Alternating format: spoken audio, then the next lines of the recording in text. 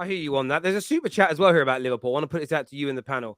Hi, guys. I've been a Liverpool fan for about 20 years. However, my dad and uncles are telling me Salah is our greatest Premier League player ever. Thoughts, please. Is Mo Salah Liverpool's greatest ever Premier League player? I'm going to leave Terry real quick before I go. Well, of course he is. He's the only player they've had who's been anywhere near Ballon d'Or level for several years. And last time I checked in the Premier League era, how many league titles have Liverpool won? Yeah, Mo Salah. Mo Salah did that and was the main guy for that. So yeah, he's greater than Steven Gerrard did it, and I'm going to leave it on that. Owen with Ballon d'Or. All right, take care. Appreciate you having me on as well. Cheers, Danny. Cheers, bro. Speak soon, mate. Thank you. Yes, sorry, go on. No, he is. Gerrard's my favourite ever player, but when you look at it, just seems to be like every couple of weeks now, Salah's breaking a new record, and he doesn't look like he's going to slow down. Like the way that man trains, the way he looks after his body, the way he's so disciplined off the field. Like I could see him going for another 2 years at this level. He's definitely our best Premier League player. Oh my God, people in the comments are saying, oh, he can't dribble. He's not good in the eye. It's not, this football is not only about that. It's about the output as well. Come on, people, give him some praise. Why it's all about like if he can dribble, if he has a good touch or not. Come on, the guy has been very consistent for years now with Liverpool. Won the Premier League, 3 Champions League finals, winning one, and he got injured in the other one. We never know what was going to happen if he didn't get injured. To be honest, I'm Egyptian, so I'm biased, of course. So, but Mo Salah, to be honest, like every time, because even in Egypt, by the way, people say, but he's not good on the ball. And I'm like, it's not about that. It's at the end, he has moments of brilliance. That goal that he scored against Man City, that goal that he scored against Spurs, you cannot tell me he cannot play football when he scores goals like this. Like, come on, just give me a break. I don't think anyone's saying he can't play. Anyone that's saying that as maybe need to start not watching football anymore, stop watching football. I'll put the argument out there. No, I think Salah, I think you could argue though with the likes of Steven Gerrard, because obviously that's the argument would be is he better? Because Gerrard is Mr. Liverpool, isn't he? So it's the argument on that side of things. And that's it. Gerrard played with some absolute shocking teams though, didn't he? No, hang on. But that's sorry. I hate when that's said, because that's what's said now to prop him up. That was what was used to prop him up in the Gerrard in the Gerrard Scholes debate. Now he didn't play in a Liverpool team as good as this. But he played in some bloody good Liverpool teams, and I was a grown up. Pete's my age. Gav was my age. They'll back me on this. I don't remember very many, barring the late Benitez Hodgson years, where there was pre-season previews going on, where Liverpool weren't predicted to win, come second, come third, and/or be champions of Europe. They were very rarely, especially through the 90s and noughties and Gerrard, they were very rarely looked at as a crap team that Gerrard played in. They were never looked at as, they're going to come 5th or 6th or 7th. Nobody ever said that about them, really. So they're always just missing 1 or 2 pieces at any time, weren't they, Liverpool? Because I would say, Liverpool at the moment, defensively, fantastic. Well, not right this second, but when they won the league, it was the first time in my era where they've had a solid back 4. In the years gone by, they've always had 2 or 3 that are bang on the money, and then 1 weak link. And what's happened in the last few years is that Salah has now been part of the process to make you what you are now. And people are talking, saying that is a 1-season wonder. 140 goals pretty much in the Premier League. The guy's immense. Anyone that says anything like that, I think. But what they've done is they've kind of literally built the team around him. Though they've gone, you're our best player. We're going to get the players around you to get you to go and score the goals you've done, which is what you should be doing. Isn't that what you want? Yeah, that's what you want. Of course, that's how you should be operating. Of course. Yeah, look, I get that, and I think you're right. There was always missing pieces in the Liverpool team, but those missing pieces were only ever hindsight related. Man United were often predicted to be the best team. Sometimes it was Chelsea, but this notion that Gerrard played in crap teams, it's an exaggeration, and it's an exaggeration and a rewriting of history. I don't think it was a crap. I don't think he played in crap teams. I'm telling you, Liverpool fans sit on my show and go, Gerrard played in crap teams. So I'm just telling you what people say to me, Perchy. I'm not going to agree, right? But Salah's Gerrard was amazing. I've never slagged Gerrard off. I've never said he's a bad player. You can't find a single video where I talk about him being average, overrated. He was out of this world, and he was a very consistent player and one of Liverpool's greats. Mo Salah, what he's done in the last 6 years This guy is in touching distance of surpassing Thierry Henry's goals and assists based on the number of games he's played in the Premier League. Thierry Henry, the GOAT. This guy has won every trophy. This guy is a leader. This year has had a 40+ GA season, which is the currency that attackers trade in a Liverpool team that has been bang average. His consistency, his numbers, the trophies he wins, his clutch moments, and his ability collectively, for me, he is Liverpool's greatest Premier League player. There's no doubt about it in my mind. And I'm not saying that to attack Gerrard.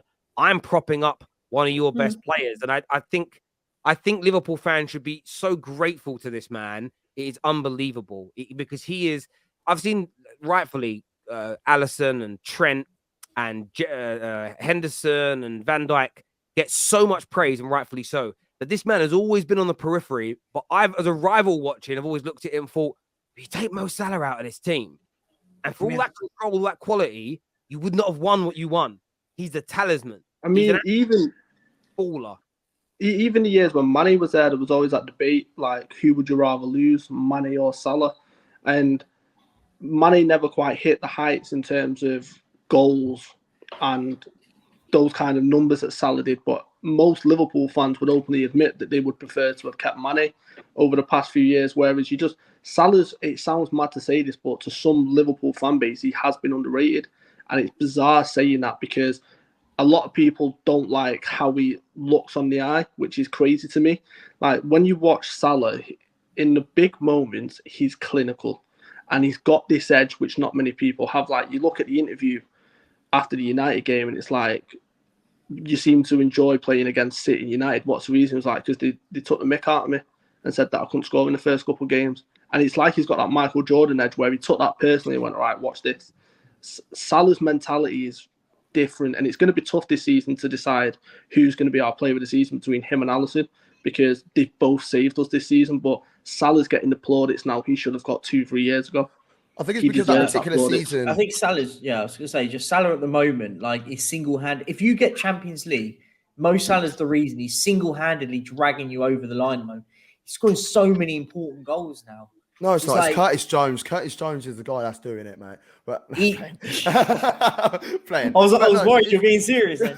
But genuinely, like if you watch now, Liverpool haven't been great this season. I think you'll agree with me on that. They haven't been great this season. But Mo Salah just seems to just come up with magic to win the games of football. But it's been like that for about 10 years though. Like, he scores goals. Kane is the only reason it dragged us over the line. I just looked up a stat, as well as like the stat padding as well. So that's another thing. That's what winds me up about him. If he was like, if he was putting in these numbers and you're already 3-0 up and then he scores at the end, fair enough. Like, I understand why people are moaning, but he gets you out of some real dark situations in games where you are under the cosh a little bit, and he's finding his skill set. And I think I just looked up a stat. Mo Salah missed 3 games in 6 seasons for Liverpool due to injury. 3 games. Wow. Can you imagine this? Ridiculous. That's why he's been able to keep and continue his form. For me, Mo Salah is the go-to guy for Liverpool because he's selfish and he's ruthless. They're the two things, and they're the reason why I genuinely think there was a bit of a toss-up in the season that Mane left. Last season, I think that at one point, I don't know for sure, but I believe that there was a genuine toss-up between who are we going to get rid of. Is it going to be Mo Salah because there was all that talk of his new contract, and then there was Mane that wanted a new contract and ended up leaving and going to Bayern Munich. And I think that they gave up a player who has got immense talent and is a team player for someone that's individually makes the difference for their team, and that's what Salah gives you. Like, Mane would never ever hit the heights of Salah, because in moments where Salah is selfish, and we've seen it on the pitch over the last 3 or 4 years, they used to argue with each other because Mane used to want the ball and Salah would take a shot and miss, and he'd go and do it again and again, and he wouldn't play for the team in certain moments. Mane was always the guy that would play the ball across rather than be ruthless and put the ball in the net himself when he could have. But that's what sets him apart. That's what makes him different. And that's what, in certain moments of games for Liverpool this season and in previous seasons, have won Liverpool points. And that's what makes him individually a Ballon d'Or level player. And to be at that level, you have to be that ruthless. You look at the top players in the world right now, the likes of Mbappe, the likes of Haaland, those type of players, you put Mo Salah in and around that conversation, those sorts of players are selfish. They are ruthless. Cristiano Ronaldo used to prove it week in, week out, being the best through his years for being that selfish player, wanting to be the guy that scored the goals. Mo Salah is no different. He's built in exactly the same way. I agree. It's just I can't agree with the notion that it's Salah's going to be the only one that drags us through, because you look at our defensive season, it's nowhere near been the level it's been for the past couple of seasons. And in every game, there seems to be the opposition have 2 or 3 big chances, and we're relying on Alisson to keep the ball out the net. And you look at the saves he's made. It surprised me today when I was looking, and somehow Alisson's second for clean sheets. How, I'll never know, because when you look at our defensive team this season, it's a shambles. But like, that's how good he is. Like, he's the best keeper I've seen. And when it comes to one-on-ones, I don't think I've seen a keeper like him defend one-on-ones. The one that comes to mind is Schmeichel. Like, just in a one-on-one sense, how big he is and how the presence he's got in a one-on-one. You back Alisson, and you can't say that against any other keeper in the league. So it's the two of them this season is a toss-up for our player of the season. But if we get top 4, which I don't think we will, it'll be down to them two. Yeah, for sure. Some super chats here. First one says Salah has 64 GA versus the top 6. Andrew, which is just, again, big game player. Salah, 1 season wonder, stuck on repeat. She's very true. I remember people saying to be a 1 season wonder. As a United fan, I was hoping that was true. It's not. See, this is an interesting one. Suarez, surely, GOAT. Now, do you know what I realized? And maybe, like we're all brought up to think about football slightly differently. Our parents or our dads or our mums, our big brothers, sisters teach us differently. You could argue the best footballer to play for Liverpool in the Premier League era was Suarez. That's an argument, the overall best footballer. The same as you could, like, based on that same logic, Cristiano Ronaldo is the best footballer that's ever played football in the Premier League. Because if he's second or third in the world ever, and he's been in the Premier League, and the other guy above him, Messi, hasn't, then by definition he is. But I don't know if that's how people view greatness solely by who the outright best football player is. It's got to be about years of service, the consistency, the trophies you win. There's so much more. Because a lot of like Spurs fans now ride out for Harry Kane. Give him a statue. He's definitely one of the greatest strikers ever in the Premier League. If you've got a striker that replaces him in the summer, and in 10 years' time scores half the goals that Kane has scored, but leads you to 2 league titles, trust me, Spurs fans, you will say he's better than Harry Kane. I kid you not. You'll all be like, he's so much better. And the only reason you don't know what that feels like is because you haven't had it for 60 years. But I get that. Newcastle fans they'll hate me saying this. If Isak keeps scoring like this and they go on to win major trophies with him, he'll at some point it'll be seen. No. Alan Shearer has their records. They don't love him.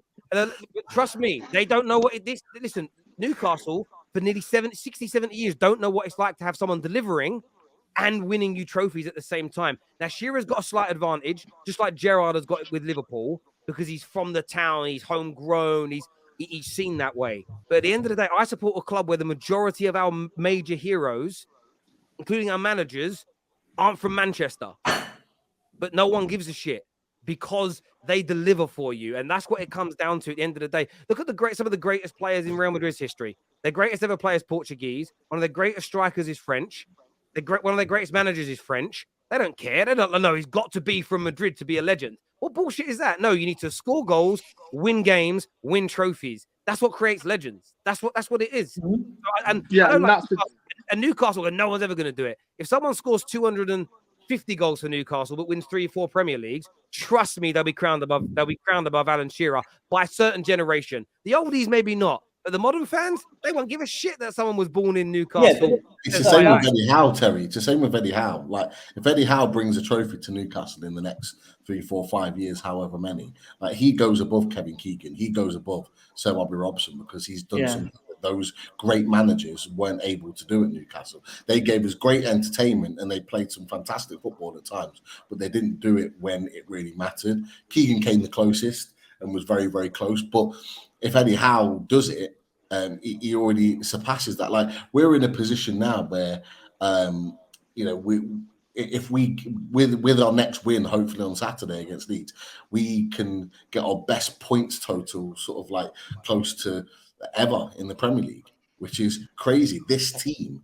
with Jacob Murphy in the team, you know, with the likes of Dan Burn, Fabian Shaw. you know what I mean, can get one of our best ever points totals in the Premier League. Like, it's crazy to think, but this is what Eddie Howe was already doing. He's already making those sorts of moves, and actually, you got fans already talking about him alongside Sir Bobby Robson and Kevin Keegan already before he's even done that. And actually, in the same breath, people are talking about not better than Shearer, of course not yet anyway. He's only 23, but they are seeing what Isak is all about.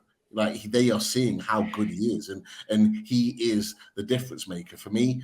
And he's only been at the club a short period of time. Like, he is one of the best players I've ever seen at the club. Nah, we got linked with him in the summer, and Arsenal fans were going, "No, not interested in someone like Isak." He looks brilliant. He's the real deal. He's the real deal. This is the thing about records. I want every player that signs for Man United to beat Ryan Giggs' records in terms of trophies. And I don't care if that means in 100 years, Ryan Giggs is not even in the top 50 players in the history of Man United. You know why? It means Man United have won everything again and again and again and again and again. Of course. I care about my legends being downplayed as not being great.